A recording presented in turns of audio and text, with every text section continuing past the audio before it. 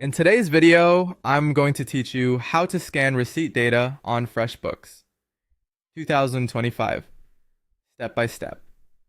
To get started, open your browser, head to FreshBooks, and log into your account. Using a desktop browser makes it easier to see everything at once, and make sure you're in the right business or company if you manage more than one. Once you're logged in, you'll land on the FreshBooks dashboard. Think of the dashboard as your home base. It gives you a snapshot of your business, but for receipt details, we'll go a little deeper. Next, look for the accounting section in the left-hand navigation and click it. This is where FreshBooks groups the financial backbone of your records.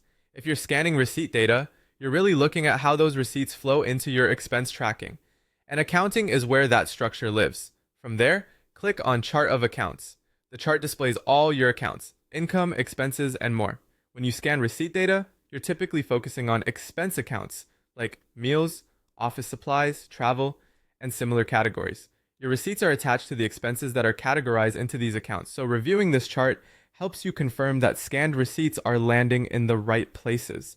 Now select all accounts. This view ensures you're not missing anything and gives you the full list, which is helpful when you're trying to confirm whether every scanned receipt has been captured in the appropriate category. If your books are managed by multiple people, this step is also a simple way to standardize what you're all looking at. If you want to narrow your review to a specific period, say this month, last quarter, or a custom range, you can filter the view.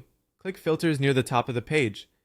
Filters are essential when you're reconciling receipts to bank statements or preparing for reporting periods. They reduce noise and help you zero in on just the transactions you care about. Finally, select your date range. Choose a preset period or set custom start and end dates that match the receipt dates you're reviewing. Be sure the range includes the actual purchase dates shown on your receipts. This prevents missing items that might fall just outside a boundary, week or month.